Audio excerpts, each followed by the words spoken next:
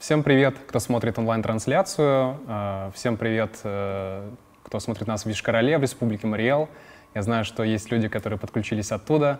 Большое спасибо организаторам за то, что вы, несмотря ни на что, несмотря ни на какие трудности, все-таки проводите это мероприятие. Большое спасибо за то, что пригласили нас. Мы небольшое и достаточно еще молодое медиа. И на самом деле мы не такие профессиональные, как остальные спикеры, и нам очень лестно, что мы оказываемся в их ряду. Вот. Давайте расскажу немножко о себе. Меня зовут Сергей Александров, мне 26 лет, я приехал из Йошкар-Олы, и там я делаю инстамедиа «Топь». Это медиа о жизни в Йошкар-Оле, об интересной жизни в Йошкар-Оле, об интересных событиях, людях, ну ладно, и явлениях тоже, как сказали бы в одной телепередаче. В общем, обо всем о том, о чем, к сожалению, нам не рассказывают большие местные издания, и печатные, и интернет-издания. Сразу хочу сказать, что название нашего медиа ничего общего с сериалом «Топи», который вышел в феврале этого года, не имеет, потому что мы запустились в октябре прошлого года, сериал появился в феврале этого, мы понятия не имели, честно скажем, понятия не имели, что такой сериал по сценарию Дмитрия Глуховского планируют выпустить. Ну, давайте расскажу про то, как я без опыта, без денег решил запустить медиа в своем регионе, как я докатился до такой жизни. Вот. Ну, медиа, вообще я по образованию не журналист и не имею образование в сфере диджитал. Я по образованию инженер-строитель, учился в Казани, и как раз когда учился в Казани, там появились такие классные интернет-издания, как Инде и Enter. Наверное, кто-то о них слышал. Если вы поедете в Казань, обязательно почитайте их. Вам будет очень интересно познакомиться с Казанью именно через данные медиа. И когда эти медиа появились в Казани, мне показалось, что город для меня, Казань, открылся совершенно по-другому. Ты начинаешь смотреть совершенно под другим углом на город, тебе открываются новые заведения, интересные места, локации, интересные люди. Вот. И когда учеба закончилась, мне пришлось переехать по определенным причинам обратно в свой родной город, в Йошкар-Олу, и мне в глаза резко ударил такой контраст, что ты из Казани с прямыми дорогами, с хорошо освещенными улицами, с интересными местами, локациями попадаешь в Йошкар-Олу, в которой дороги не такие ровные, улицы не такие яркие. И ощущение, самое главное, было такое, что в городе абсолютно ничего не происходит. Как будто бы все интересные люди отсюда уже давным-давно уехали и продолжают уезжать. Из-за этого в городе ничего не происходит. Вот. Ну, кроме конечно строительства Кремля. Что еще раз? Кроме строительства фейкового Кремля, наверное. Ну, да, об этом тоже можно поговорить. Это очень большая тема. Вот. И, ну, конечно же, я утрирую. И в Йошкар-Оле встречаются хорошие ровные дороги и яркие улицы. И в Казани можно найти не очень хороший асфальт. Но вот у меня лично на тот момент было именно такое ощущение, что в городе ничего не происходит. Проходило время, и я начинал понимать, что здесь есть интересные заведения, в Йошкар-Оле, есть интересные люди, места, пространства. И меня осенило. Я понял, что город воспринимался мною так, потому что, ну, об интересном городе никто не рассказывал. Региональные издания обычно пишут нам про сводки ДТП, МЧС, пожары, убийства, какие-то политические решения, какие-то торжества официальные и все такое. Но про именно культурную жизнь было не так много информации. И я подумал, что надо попробовать сделать медиа. А что если люди из Йошкар-Олы продолжают уезжать потому, что об интересном городе никто не рассказывает? Мне стало интересно проверить эту теорию. Вот. И я подумал, надо запустить медиа. Но с момента этого осознания и запуска самой Топи тоже прошло большое достаточно количество времени, потому что мне всегда казалось, что медиа Это для медиа нужно сделать сайт, нужно собирать команду, нужно искать какие-то деньги, нужно начать зарабатывать, научиться зарабатывать.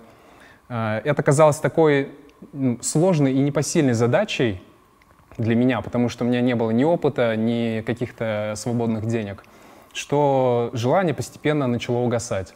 Пока я не наткнулся на очень интересный проект. Он находится в Томске. Это Постер Томск. Можете поискать в Инстаграм. Это тоже инстамедиа, которая рассказывает о Томске, о культурной жизни в этом городе. Медиа с прекрасным дизайном, с офигенной версткой, которая одно удовольствие читать даже человеку, который не живет в Томске. Вот.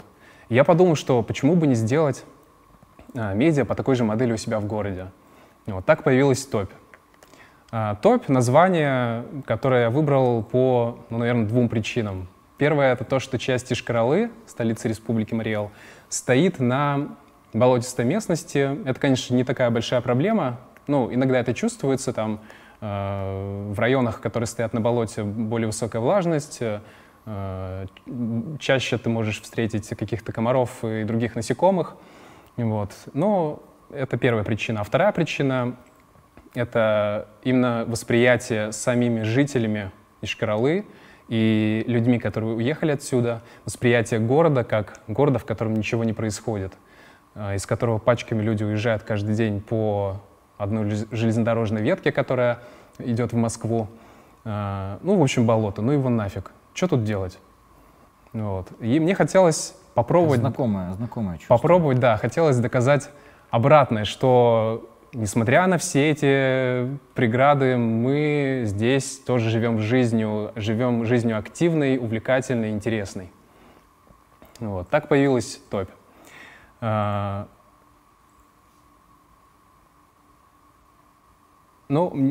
конечно же, не хотел делать медиа такой же абсолютно, как у томского издания. То есть не хотелось прям подчистую все копировать, но некоторые вещи я оттуда вынес. Я принял решение, я запускал медиа 1. Сейчас у нас 4 человека, которые занимаются подготовкой контента. Даша, Рафаил, Юля, привет. Вот. И я решил, что я смогу выпускать 3 поста в неделю, 2 поста в будние дни, это какие-то подробные посты. Вот я могу представить на презентации контент, который мы обычно выпускаем сейчас. Это, как правило, ситуативные подборки абсолютно на любую тему. Это могут быть и подборки заведений, куда можно сходить, подборки мест, куда можно съездить, подборки местных брендов одежды, хендмейдеров и так далее и тому подобное. Вот. 2 поста выпускали мы в будний день. 1 пост — это как, подводя итог прошедшей недели, выпускали в конце недели, где выбирали какое-то главное событие прошедших 7 дней, о котором можно рассказать, но не так, как рассказывают об этом обычно большие издания, да? Не сухой текст, а какую-то дать реакцию на происходящее, что-то вроде, наверное, лентача, наверное, какой-то мем придумать, как-то обшутить это все дело. Вот. Сейчас мы, конечно, отказываемся от этой задумки, потому что иногда события происходят в начале недели, какое-то важное, к концу недели оно пропадает из информационного поля, и событие кажется уже не таким актуальным. Но сейчас мы по-прежнему выпускаем 3 поста в неделю, и я хочу отметить 2 рубрики, которые, на мой взгляд, самые такие яркие у нас, самые просматриваемые и на которые я бы хотел сейчас обратить внимание. Это первые фотопроекты про Марий Эл. Сложилась парадоксальная ситуация. Есть куча интересных фотопроектов про Марий Эл, про марийский народ. Это могут быть фотографы из нашей республики, и приезжие фотографы со своим взглядом. И про эти фотопроекты знали в Москве, знали в Питере, знали в других регионах России, знали даже за рубежом. но парадокс, не знали о них вообще в Мариэл, потому что, к сожалению, местные издания об этом не рассказывали. И я чувствовал такую большую несправедливость из-за этого, что именно вот эта рубрика фотопроекта про Мариэл стала как раз тоже одной из причин, почему я решил запустить медиа. Фотопроекты, вот я здесь привожу примеры обложек, вы можете зайти на нашу страницу в Инстаграм и посмотреть подробнее. Мы выделяем фотографов в актуальных сторис, чтобы можно было и про них почитать, чтобы в постах можно было посмотреть на фотографии, которые они делали. И самое главное — это реакция публики, которую мы получили, когда выпускали эти подборки. Реакция была, ну, все удивились тому, что у нас в маленьком регионе такое тоже может происходить, что могут сниматься такие классные фотопроекты, что о нас, о марийцах, о марийской культуре говорят где-то там в больших городах, нами интересуются, а мы про это ничего, к сожалению, не знаем. Вот. Вторая рубрика — это о проблемах с юмором. Ну, не секрет, да, Йошкар-Ола — маленький провинциальный городок, как и у многих других городов нашей страны, в нем очень много самого разного рода проблем. Это и проблемы с дорогами, проблемы с общественными пространствами, проблемы с городской средой. Они настолько актуальны и касаются каждого нашего жителя, что мы решили, что это будет отличным способом говорить о проблемах, но своим способом, о проблемах с юмором. Я приведу примеры. Ну вот, например, крайняя правая подборка у нас вышла, она называется «Пора валить». Топ-5 мест, куда можно уехать из Йошкар-Олы. Она у нас вышла 1 апреля, ну, потому что мы позиционируем себя как медиа, которая, наоборот, старается, чтобы люди оставались у нас в городе, а мы решили пойти от обратного, и реакция, конечно же, подписчиков была просто, ну, просто вау, был взрыв эмоций, комментариев и так далее. Или же проблемы, касающиеся городской среды. Вот я привожу в пример здесь первая картинка, это скрин с сайта 7 на 7. Мы решили сделать подборку, которая называется «Заголовки в идеальный Мариэл», где взяли бы настоящие заголовки настоящих новостей и переделали их таким образом, чтобы они как бы превратили это в нечто такое восхваляющее нашу республику. И была новость на 7 на 7 была новость про туалет общественный, который у нас построили в городе. Один из первых, по-моему, у нас, ну, вот, проблема с туалетами, да. И его построили за 2 года, маленький туалет строили 2 года, и потратили 6 миллионов рублей. Это было, конечно, очень громко, и мы подумали, а как бы этот заголовок мог бы выглядеть в идеальный Мариэл. И мы подумали, что можно написать 6 миллионов рублей потрачены не зря. Блогер Илья Варламов назвал Йошкар-Олинский туалет лучшим в России. Вот. И реакция публики тоже, конечно же, была, порадовала нас. Порадовала нас. Что касается дизайна, ну, без опыта в этой сфере, конечно же, очень сложно постоянно что-то придумывать. Поначалу мы пытались там креативить какие-то новые подачи контента, придумывать новую верстку, но быстро поняли, что у нас без должных навыков это не получается сделать быстро. И решили придерживаться дизайна, который подразумевает, как бы преподносит наши медиа как некий справочник города, зайдя в который житель города или его гость может посмотреть и найти для себя все, что угодно, все, что ему хочется узнать. И эти подборки мы подсвечиваем своим цветом, чтобы у людей, ну, это как-то в памяти зрительно откладывалось, и строились некие ассоциации с рубриками и с цветом. Вот. Что касается вложений денег, мы никаких в медиа не вкладывали. Когда я запускал, ну, попросту не было и средств на это, и мы потратили только собственные силы. Но сейчас мы стремимся к тому, чтобы вкладывать в наши медиа средства путем зарабатывания их с помощью различных партнерских материалов с бизнесом. Сейчас мы на данный момент ничего не зарабатываем, нам 9 месяцев, вот, но мы очень к этому хотим быть ближе и надеемся, что это нам позволит дальше развиваться. Вот.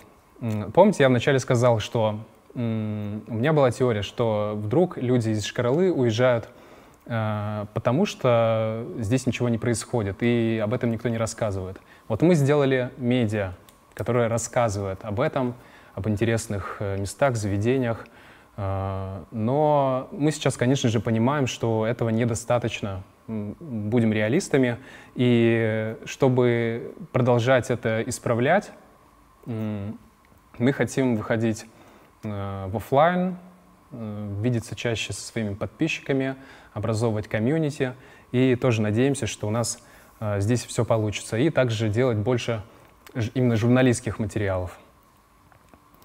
Вот. В конце я хочу позвать всех слушателей в Йошкар-Олу, приезжайте, пожалуйста, к нам. У нас есть не только пряничная набережная с копиями достопримечательностей мировых. Там, да, у нас есть своя Спасская башня, есть свой дворец Дожей, но за всем этим еще есть прекрасный город с прекрасными улочками, зданиями советской архитектуры, с прекрасными заведениями, в которых ты будешь себя чувствовать уютно, тебе будет там вкусно и интересно. Вот. А подписывайтесь на нас, и мы постараемся вам рассказать об этом полностью подробно. Вот. Спасибо, Сергей. Значит, у нас не очень много времени, этот таймер неправильный, у нас примерно 1,5-2 минуты. Ну, ты, мне кажется, прекрасно отрекламировал, рассказал то, чем вы занимаетесь. У меня возникло впечатление, что ваш проект правильнее называть не топия, а утопия, например. Ну, мы думали про это, да, но, понимаете, тут получается такая некая двойственность. Делая медиа, ты как бы видишь обе стороны. И причины, по которым люди уезжают до сих пор из города, уезжают и мои знакомые, и друзья, от этого очень грустно и становится иногда невыносимо просто. Вот. Но, с другой стороны, мы пытаемся как-то чашу весов немножко выровнять. У меня есть время только на один вопрос, на самом деле. Ты говоришь о том, что вы стараетесь немножечко профессионализироваться, да? Да, то есть где-то да. там и текст начать писать и так далее. А как строятся отношения с властью? То есть если вы делаете успешные медиа, рано или поздно на вас обратят внимание. Либо позитивно скажут: о, вы так классно делаете, а ну-ка отрекламируйте нам что-нибудь к сентябрьским выборам, например. Да? Возможно, даже за деньги, пожалуйста, как бы мы это проспонсируем. Либо, если это будет больше уход в проблематику, тогда могут начать некоторым образом давить. Как видится будущее в этой связи? Но мы понимаем, что рано или поздно придется с этим столкнуться. Придется, потому что в текущей ситуации в стране это непременно произойдет. Мы не можем себя как-то обезопасить в этом смысле, не можем... мы можем просто сделать только одно — быть готовыми к этому. Если нам предлагают какую-то политическую рекламу, мы, конечно же, откажемся от этого, потому что мы независимые медиа. Мы не сторонники каких-либо партий, структур, организаций. Но если, например, появится какая-то возможность выиграть грант общественный или государственный, или же как-то к нам придут и скажут: давайте сотрудничать, то мы здесь, конечно же, будем смотреть, какое это будет сотрудничество, какие деньги там будут, и как бы не помешает ли это нам оставаться теми же людьми, точнее, тем же медиа, которым мы начинали делать.